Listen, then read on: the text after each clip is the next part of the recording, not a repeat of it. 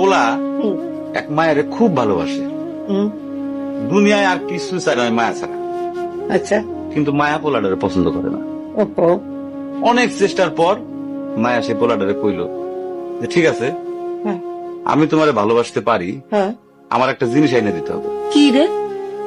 পোলাটা তখন কইল যে তোমারে পাওয়ার লিগা আমি দুনিয়ার যে কোনো জায়গা থেকে যে কোনো জিনিস এনে দিতে পারি। হ্যাঁ হ্যাঁ মায়েরা তখন কইল তুমি তোমার মায়ের কইলজাটা আমার আইনা কি কি কি কি মনে হয় না। কি গল্প শোনালি দিদু? পোলা তখন দৌড়াইতে দৌড়াইতে তার মায়ের কাছে গেল, হ্যাঁ মারে যা কইল হ্যাঁ মা আমি একটা মায়ের ভালোবাসছি, আমি তার ছাড়া বাঁচুনি, হ্যাঁ কিন্তু ওই মায়া আমার একটা জিনিস নিয়ে যাইতে কইছে, সেটা হলো তোমার কলিজা।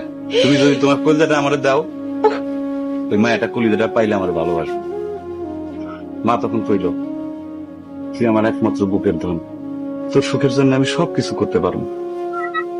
পরে মা বুকটা ফাইরা কলিজাটা বাইর করে পোলার হাতে দিল। আরে মা, পোলাটা কলিজাটা হাতে পাইয়া যে কি খুশি, মা দৌড়াইতেছে দৌড়াইতেছে দৌড়াইতেছে দৌড়াইতে দৌড়াইতে হঠাৎ রাস্তার মধ্যে উষ্টা খাইয়া পড়ে গেছে।